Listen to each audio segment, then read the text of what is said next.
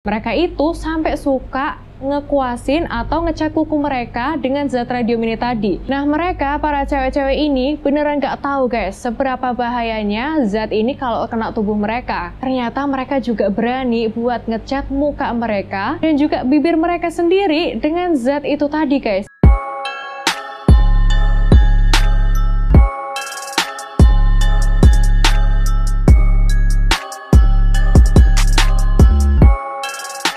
Hai guys, kembali lagi bersama aku Indri Hanhan. Hidup di zaman sekarang dengan teknologi yang udah sangat canggih, pastinya sangat membantu kita ya. Apalagi sekarang kita kalau mau ngapa-ngapain itu udah lebih mudah daripada zaman dulu. Bayangin aja nih, kalau kalian hidup di zaman dulu, di mana teknologi ini belum secanggih sekarang. Kalian kalau mau browsing, pakai apa? Terus kalau mau dapat informasi, lewat apa kalau nggak lewat koran? Kalau sekarang kan enak tuh, semuanya bisa kita tanyain sama Google. Penemuan yang udah kita rasakan saat ini tentunya telah melalui proses dari waktu ke waktu, yang tentunya sudah berkembang juga sampai sekarang. Tapi tahu nggak sih guys, kalau penemuan ini telah melalui berbagai rangkaian uji coba hingga akhirnya pada saat ini kita bisa menggunakannya dengan nyaman dan aman. Semua proses penemuan itu melewati proses yang sangat mengerikan hingga penemunya sendiri menjadi korban atau mengorbankan banyak orang. Nah, salah satu contoh penemuan yang melewati rangkaian proses yang mengerikan adalah radium yang akan kita bahas pada video kali ini.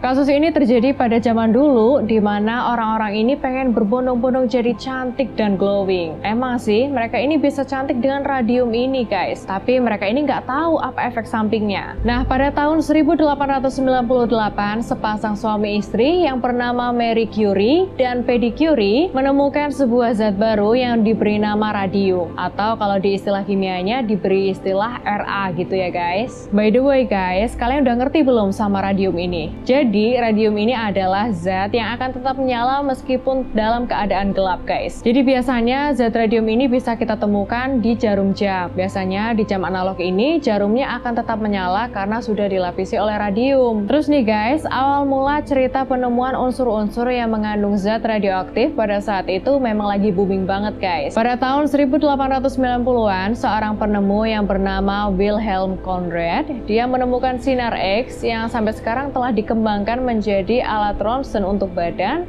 yang sudah terdapat di berbagai rumah sakit. Pokoknya pada saat itu memang banyak ilmuwan yang meneliti zat-zat radioaktif dan mereka juga memang berlomba-lomba nih untuk melihat hasil dari campuran zat-zat tersebut. Sampai akhirnya unsur radium ini ditemukan oleh Mary dan suaminya ini tadi, dan sebenarnya unsur radium ini sebenarnya masih dalam tahap pengembangan dari unsur radium sebelumnya. Waktu pas nemuin zat ini tadi, si Mary ini sebenarnya seneng banget guys, karena dia sampai bisa mendapatkan penghargaan Nobel loh. Oleh karena hal itu, otomatis si Marie Curie ini dan suaminya jadi viral juga kan? Gak cuma orangnya aja yang terkenal, tapi hasil temuannya itu, yaitu radium tadi, juga ikutan terkenal guys. Saking terkenalnya nih, akhirnya sampai dibuat perusahaan bernama USRC, yaitu United States Radium Corporation pada tanggal 1917. Karena sifat dasar dari zat radioaktif ini adalah bisa glow in the dark, akhirnya sebuah perusahaan jam tangan di Amerika berinisiatif untuk menggunakan zat ini dalam produksi jam mereka. Fungsinya buat apa? Kalian nanya? Ya fungsinya buat kita bisa ngelihat jam dalam keadaan gelap guys. Jadi pada saat itu, jam dengan radium ini hits banget di pasaran dan banyak banget peminatnya. Pokoknya kalau kalian pakai jam tangan glow in the dark ini, kalian bakalan langsung gaul abis. Karena minat pasarnya ini tinggi banget, akhirnya sampai dibuat 3 pabrik untuk mengecat jarum jam radioaktif ini loh guys, dimana totalnya ada 4.000 pekerja yang menjadi buruh yang bekerja di pabrik itu guys. Kerjaannya ya ngecatin jarum jam tadi, yang dimana para pegawainya ini merupakan anak-anak yang masih muda guys, dan kebanyakan mereka ini adalah perempuan. Namanya kan juga masih zaman dulu guys, jadi semua prosesnya itu masih semi manual, dan dimana di sana ini mungkin perempuan ini dirasa lebih telaten ya untuk ngecat jam yang cuma segaris-garis kecil itu tadi guys. Kalau cowok sih masukin jarum dalam benang aja, mereka juga udah suka emosi kan, apalagi ngecat yang cuma segaris-garis ini aja. udah ngamuk kali ya. Nah, karena jarum jamnya ini kecil banget, yang dimana mereka ini ngechattingnya kan masih pakai kuas guys. Dan kuas itu tentunya dicelupin dulu nih ke dalam larutan radium ini tadi. Yang mana ujung kuasnya ini untuk menghasilkan hasil chat yang presisi ini tadi sesuai dengan jarum yang kecil, ujungnya ini kan nggak akan selalu runcing ya. Jadi mereka ini selalu mencelup ujung kuasnya ini tadi yang udah kena radium ke mulut mereka guys. Nah, secara nggak langsung berarti kan para pekerja ini juga ikutan nelan radium ini tadi ya. Tapi masalahnya adalah para pekerja ini udah sempet nanya nih sama pihak pabriknya, kuasnya boleh dicelupin cara kayak gini nggak? Tapi mereka ini jawabnya udah nggak apa-apa, santai aja, aman kok, aman gitu. Akhirnya ya udah tuh mereka melakukan cara ini terus menerus guys. Pihak pabriknya ini seakan-akan kayak nggak mau peduli guys seberapa bahayanya sih zat radium ini kalau sampai masuk ke tubuh manusia. Jadi mau pekerjanya sakit, mau mati, yang dipikirin itu cuma cuan aja.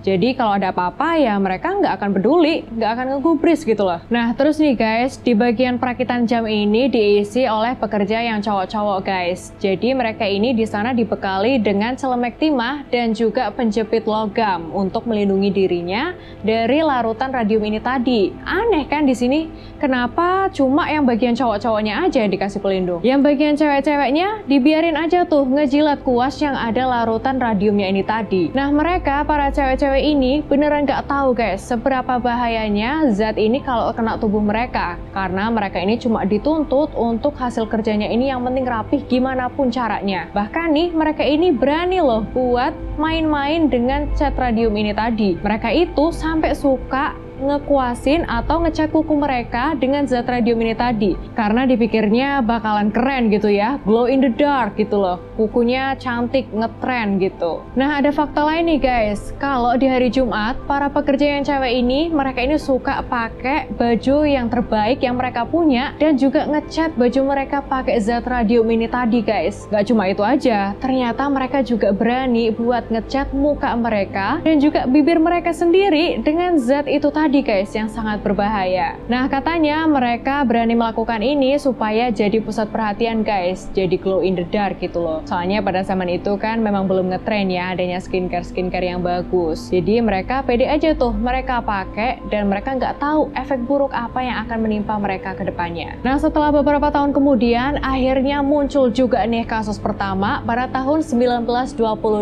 Seorang pekerja yang bernama Molly Magia, dia merasakan sakit gigi dan dia ke dokter. Terus akhirnya giginya dicabut oleh dokter. Gak lama kemudian dia akhirnya mengeluh kalau dia ini merasa sendinya sangat sakit dan kata dokter itu cuma rematik aja. Terus dia juga mengeluh kalau dia ini susah jalan. Tapi sama dokternya ya udah cuma dikasih obat aja. Tapi makin lama sakit giginya ini makin bertambah guys. Hingga akhirnya sang dokter ini menyuruh untuk mencabut semua giginya. Gila ya. Masa sampai dicabut semua giginya? Cabut gigi satu aja aku udah kayak pengen nangis guys. Apalagi ini semua giginya dicabut.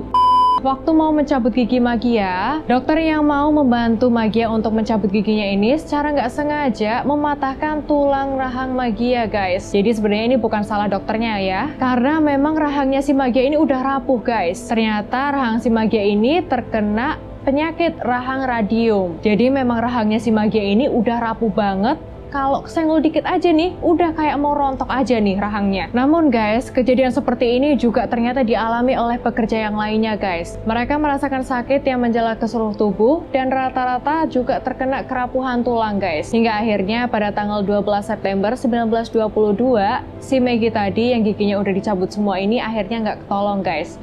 Dan dia akhirnya meninggal pada hari itu. Nah, meninggalnya Magia ini akhirnya membuat teman-temannya yang merasakan hal serupa akhirnya menjadi parno guys. Mereka ini juga merasa takut dan was-was. Akhirnya mereka ini datang ke perusahaan mereka untuk melakukan protes. Tapi kalian tahu nggak guys, sama pihak pabriknya ini malah disangka mereka ini ngomong yang enggak-enggak. Dan mereka bilang kalau si Magia ini meninggal karena sifilis atau raja singa. Jadi kalau kalian nggak tahu, kalian googling aja ya sendiri ya. Dan mereka ini membantah kalau Magia ini meninggal karena terkena radium. Akhirnya nih guys, para buruh tadi yang demo, mereka ini nggak bisa apa-apa lagi. Mereka udah kalah suara sama pihak pabrik. Lalu nggak lama kemudian ada seorang dokter yang bernama Harrison Martland. Beliau akhirnya mengotopsi jenazah dari Maggie ini tadi. Dan akhirnya dokter Harrison tadi tidak menemukan adanya penyakit sifilis atau raja singa pada jenazah Maggie guys. Terus si dokter ini malah menemukan zat radiasi yang sangat berbahaya. Dan akhirnya dokter Harrison ini tadi juga mengecek tubuh pegawai yang lainnya. Dan dia juga menemukan hal yang sama nih, yaitu dia menemukan radiasi di dalam tubuh mereka. Akhirnya kasus ini dibawa ke pengadilan dan akhirnya terbukti kalau para pekerja ini terkena efek dari radium ini tadi. Dan akhirnya pihak perusahaan atau USRC akhirnya memberikan ganti rugi nih kepada para pekerjanya. Tapi ya mau gimana guys, nasi udah menjadi bubur. Cewek-cewek yang selamat mereka harus hidup menderita menanggung penyakit-penyakit akibat dari radium tadi. Seperti tulang keropos, kebotakan, hingga kanker guys. Lewat pengalaman pahit, gadis-gadis radium tadi menjadikan contoh untuk pihak-pihak atau lembaga-lembaga yang bekerja di bidang atom untuk bisa mengelola bahan radioaktif yang tidak membahayakan para pekerjanya. Jadi kesimpulan yang bisa kita ambil dari cerita tadi adalah untuk teman-teman yang bekerja atau mengelola bahan radioaktif untuk tetap memperhatikan keselamatan para pekerjanya ya. Dan untuk para pekerja yang di bidang radioaktif untuk tetap memperhatikan keselamatan dan waspada akan keselamatan kalian sendiri. Semoga di Indonesia nggak akan pernah terjadi ya hal-hal kayak gini. Oke guys, itu dia tadi cerita tentang gadis-gadis yang mengalami nasib sial akan kecerobohan dari pihak perusahaannya sendiri. Saya Indri Hanan pamit undur diri, sampai bertemu di video selanjutnya ya. See you!